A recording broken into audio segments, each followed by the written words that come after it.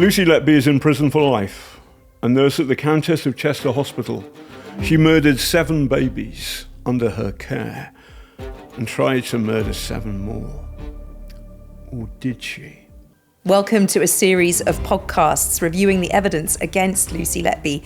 We're also going to be looking very closely at the Netflix documentary. And we will be raising the question, is Lucy Letby a monster? Or is she the victim of a monstrous miscarriage of justice? Is she a serial killer or the scapegoat for a hospital unit full of killer bacteria? Was a unit run by doctors who have questions of their own to answer? And was she framed by a horribly flawed prosecution case? I'm John Sweeney. And I'm Ruth Barnes, and this is Lucy Letby, Was She Wronged on It's Criminal? John, first of all, you questioned the guilty verdict back when it was announced in August 2023. You tweeted, famously now, I have to say, sometimes the law gets it wrong. What raised the flags immediately for you? I was in Ukraine. I was in Kyiv. And the moment I tweeted that, my agent, Humphrey, phoned me up and said, take that tweet down. And the level of abuse, the level of hate I got, a lot of which from good people, not the usual crowd, but good people who support me in other stuff, saying, what are you doing? Saying these terrible things. But I knew in my heart of hearts that there was something wrong about this case because this wasn't, as they say, my first rodeo. I'd been there before. I'd been there where somebody has been accused and convicted of murdering babies. And essentially, the prosecution case is based on bad statistics. And this was the case of Sally Clark. Tell us a bit more about Sally Clark. Sally Clark was a solicitor, and she had 2 cot deaths, both baby boys. And at the time, the president of the Royal College of Paediatricians, i.e. doctors who look after kids, babies, was Professor Sir Roy Meadow.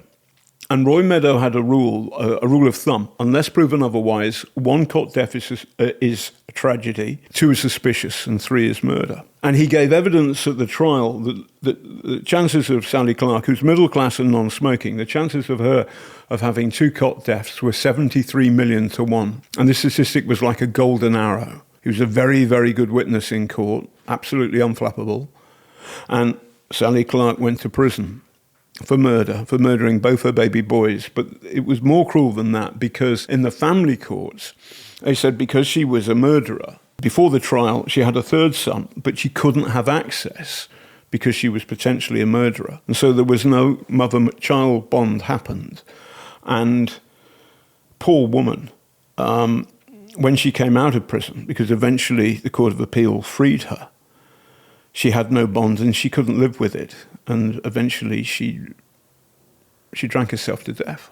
So what Roy Meadow said was the chances of a middle-class non-smoking mum like Sally Clark having 2 cot deaths was 73 million to 1. That's nonsense. She's the mother of both boys. The chances of a middle-class non-smoker having 1 cot death is 73,000 to 1. And Meadow multiplied it. You can't multiply it. The moment you have 1 cot death, because it's in some way genetic, we don't understand all of it, but it's in some way genetic, then you can't multiply those odds. That's just not on. It's wrong.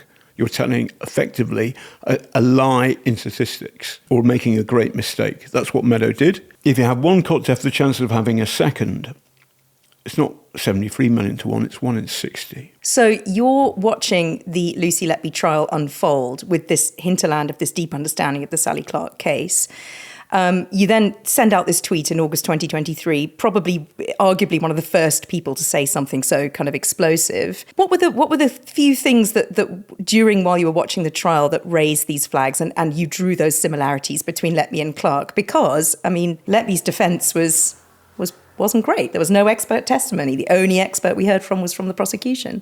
Well, there was one witness who was the plumber. The plumber, sorry, yes. And the plumber was saying that the hospital unit was full of shit. And he was right about that. The problem was you needed someone else, like a professor of public health, to say, by the way, when we say there was raw sewage in the sinks, what that means is there's killer bacteria in the sinks. And killer bacteria can kill grown adults. But for newly born premature babies, that's not good at all. So was it the plumber that turned it on for you? No, what was it's it? the statistics. Right. And it's like this. What we heard, what the jury heard, and the public, was that there was a series of suspicious events. Some ended up with attempted murders, some ended up with murders, the baby dead. And Lucy Letby was on shift for every single one of them. And there's a chart. I can remember the chart flashing up, I think the opening day of the prosecution. Yeah, one big blue line down the middle. And it was X, X, X, X, X, X. Now, the problem with this is that this is like 73 million to 1, because there's another chart the jury did not see, and the other chart is the non-suspicious events, when Lucy Letby isn't there. And the question you've got to ask is, who drew up the first chart? She did it. Because what you're doing statistically is like if you're an archer, and what you do is you fire off your arrows, you see where they land, and then you draw the target after they've landed. And that's not right. That's just plain wrong. It's a kind of statistical lie, and that's exactly what the prosecution did in this case. They even hired a professor of statistics at Warwick University who said, you can't do it like this. And guess what? The CPS wrote to Cheshire Police and said, in plain English, get rid of her. And so the professor of statistics was hired for a time and then let go. In plain English, my English, fired. And so her insights were never brought. So there's a lot of really eminent statisticians who are looking at this and saying, you can't do it this way, it's wrong. You have to look at all of the cases and then work and look for a common denominator, not just pick the babies who die when Lucy's there. Oh, and by the way, the prosecution got some of this wrong themselves, because there are days when they say she's working and this baby dies so she killed the baby, but no, she wasn't working. It doesn't work like this. So you've got to look for other common denominators. And the big one that screams at any investigative journalist is, what was the hospital like? Was it a good hospital? No. Yeah. And I mean, parents of these parents, we must, but you and I are both parents. We've both been in this incredibly vulnerable situation where you are in hospital at this incredible time in your life and you expect the very best care for you and your baby, especially if it's a poorly baby and something's gone wrong. And we can't underestimate the pain that these families have gone through, are still going through. What was it like in the hospital? Obviously, when I tweeted that sometimes the law gets it wrong, lots of people were saying, what about these poor mum and dads? My heart goes out to them. I feel for them. I've got 2 kids grown up. I've now got 2 granddaughters, the apple of my eye. So something happened to them in hospital, it would be terrible. And then you find out later that your kids have been murdered.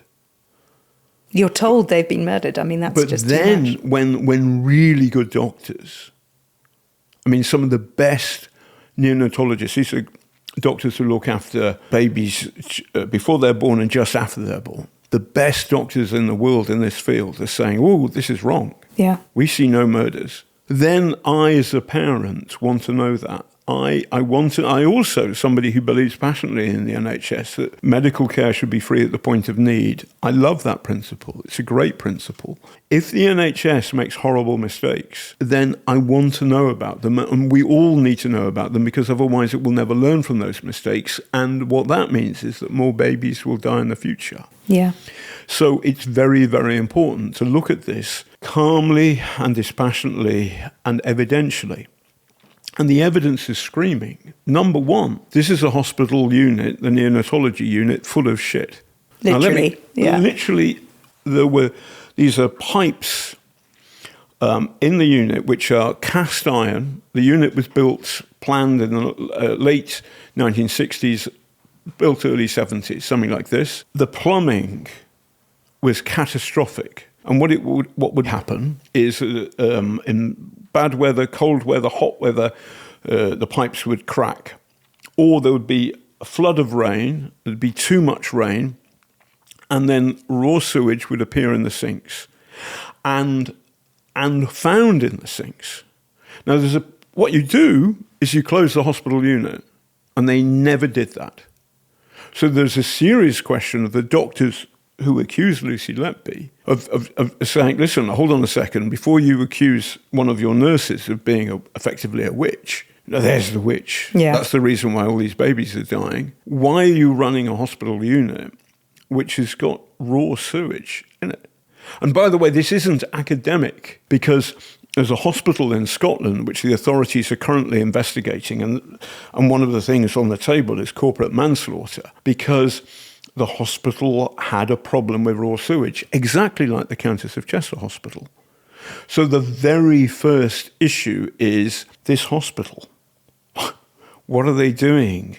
Putting premature babies. These are babies born well before, 9 months is a proper pregnancy. Both my kids, 9 months, thank God.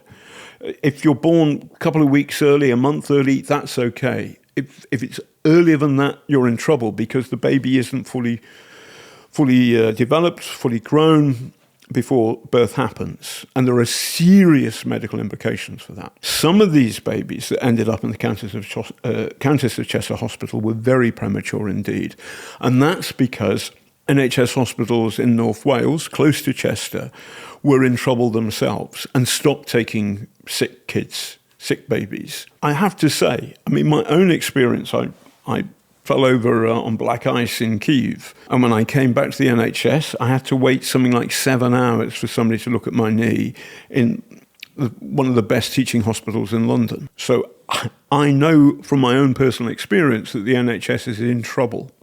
That's an absolute fact. And it was in trouble in this part of Britain, seriously bad trouble, looking after premature babies. So either way, there's a problem. Either way. There's a serious problem, but the problem is, did the doctors handle it properly? No. If there's raw sewage in the unit, you close the unit down. They didn't do that. By the way, we've been here before. We've done a previous podcast series. It's called Lucy Letby, Was There a Crime?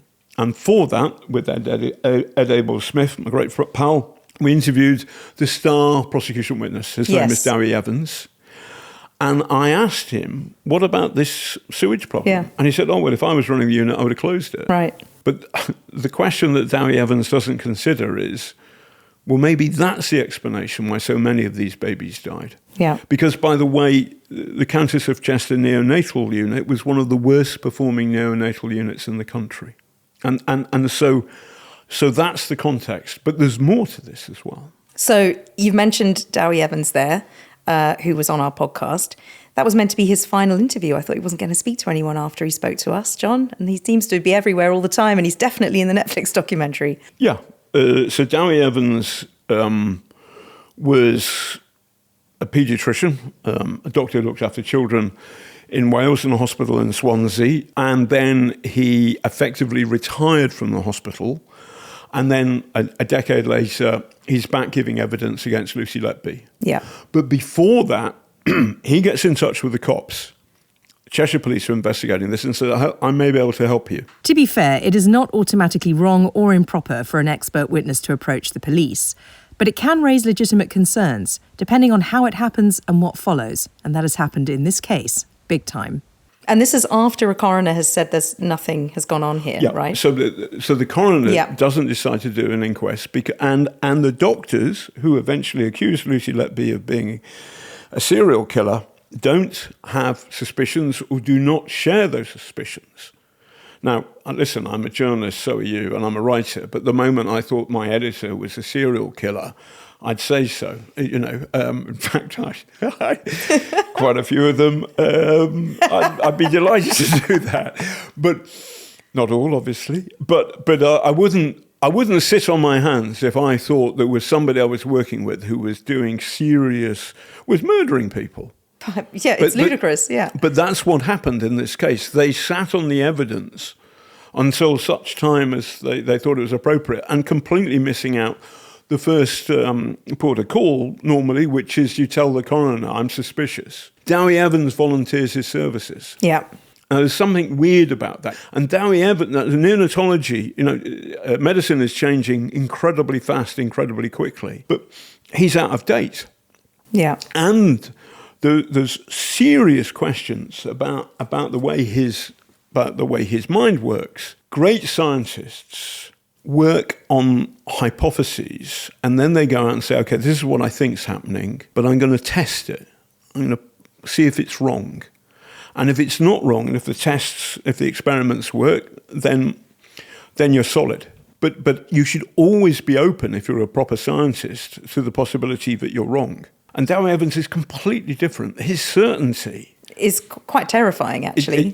Well, with Ed and I, in the previous podcast we did, he hinted at the possibility that the reason, well, certainly I was defending Lucy Letby, was that I was in some way sexually turned on by her. Which is incredibly bizarre to think. And not true. Right. And I know from my own personal experience, defending a serial killer, in particular, a convicted serial killer, or a killer of babies is not good.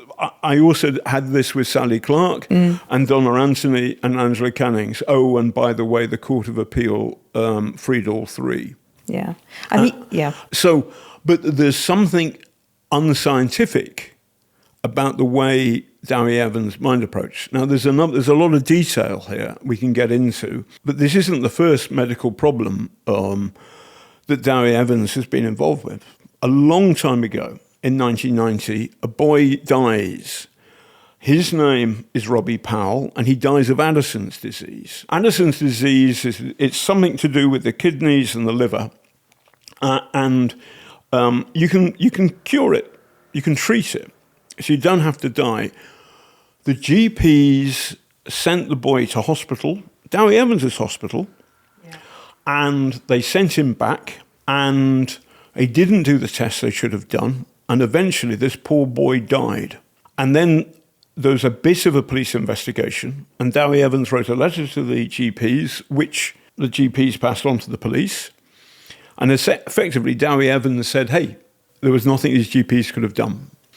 But he was one of the 3 consulting paediatricians at the hospital that had missed the Addison's disease or did not do anything effective to make sure the boy got treated properly. His father is still alive, and he's still campaigning for justice. By the way, the police and the CPS have apologised. No one was prosecuted about this, but the evidence is overwhelming, and the CPS have apologised. But the GPs, they forged the medical records after the fact, after the boy is dead. And there should have been a proper police investigation. That doesn't happen. What Dowie Evans said is, I didn't know anything about this until I read an article in The Guardian a couple of years afterwards. So nothing to do with me, But what Will Powell, the father, says is, I was a garage mechanic. I was the boss. I was the foreman. And when we made a mistake, we wanted to know what happened. Of course. Now, by the way, I don't understand the medical complexities of all of this, but I understand human nature. And having worked at the BBC, when any one of my colleagues screwed up, I wanted to know all the details. Yeah.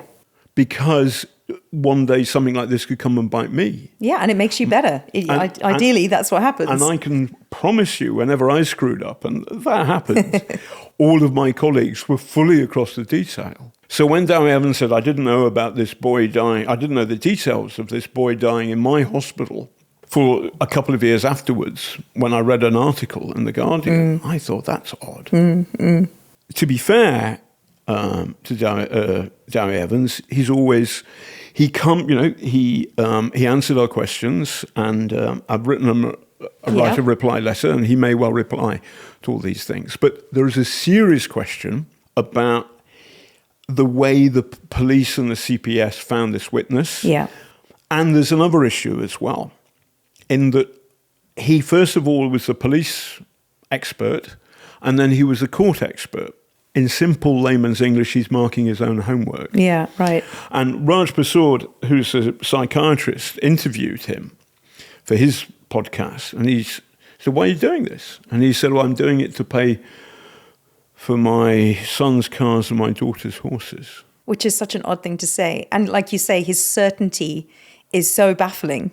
When you watch him in any of the documentaries and listen to him on our podcast, it's the complete certainty. He's the only person I think out there, aside from a couple of other journalists maybe, who I think are so certain that there is no, he pretty much scoffed at the 14 of the best neonatologists in the world who got together to have a look at.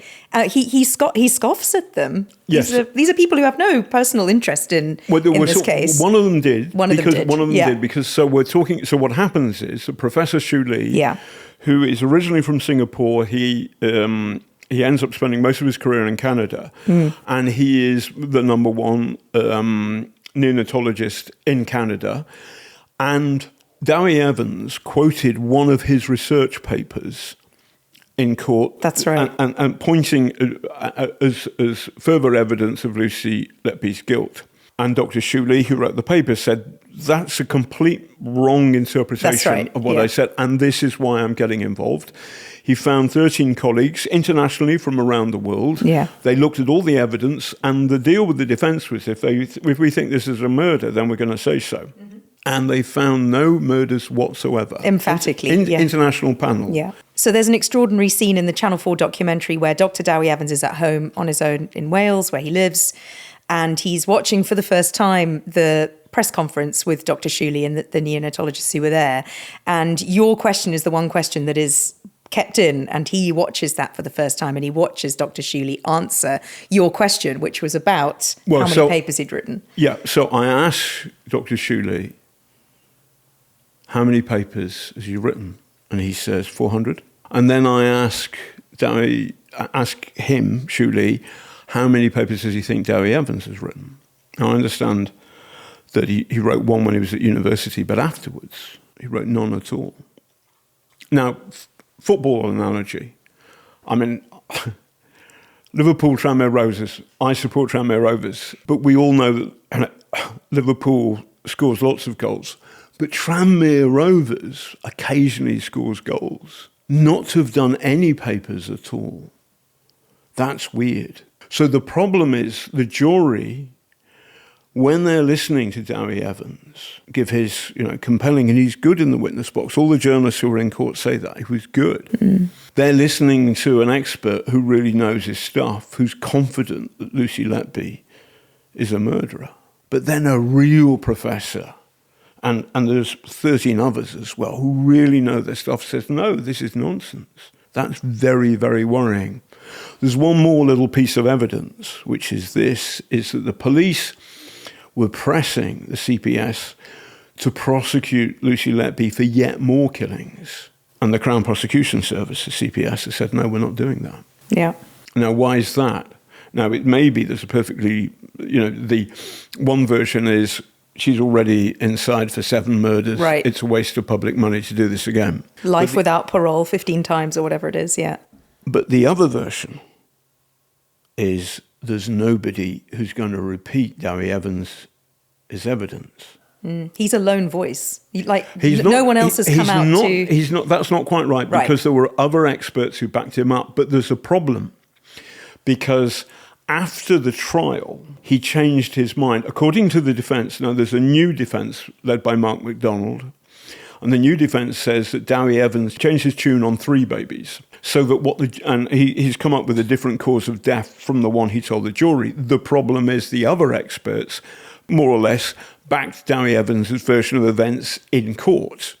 So what's now right? The version that Dowie Evans gave in court, or the version that he says now, post-court, when he was asked questions about it?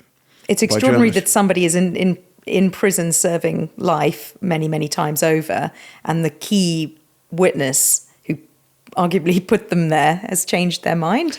Has changed their mind and has said, I'm not going to give evidence in another case. He stood down from being an expert witness. So there's a serious question about him.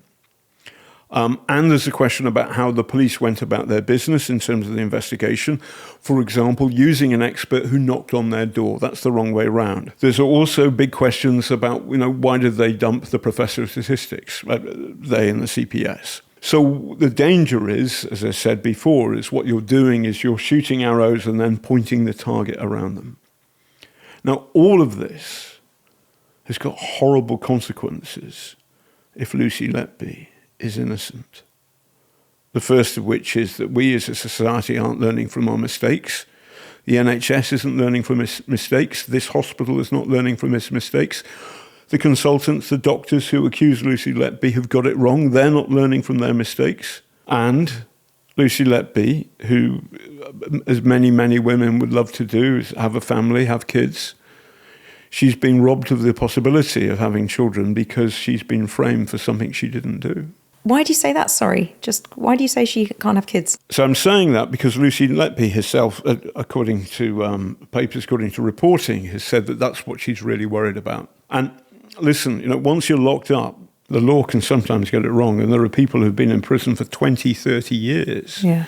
I think Stefan Kishko, who is never guilty of murdering Lovely Morseed, he was in prison for something like 15, 16 years before he was freed. Somebody else 30 years. Sally Clark, and there was open and shut evidence which her husband, Steve Clark, found, proving that she was no murderer. There was killer bacteria in her second boys in the spinal fluid, and the jury never found this piece of evidence, never seen it. And the Court of Appeal and the Criminal Cases Review Commission fast-tracked the case, but she was in prison for 3 years.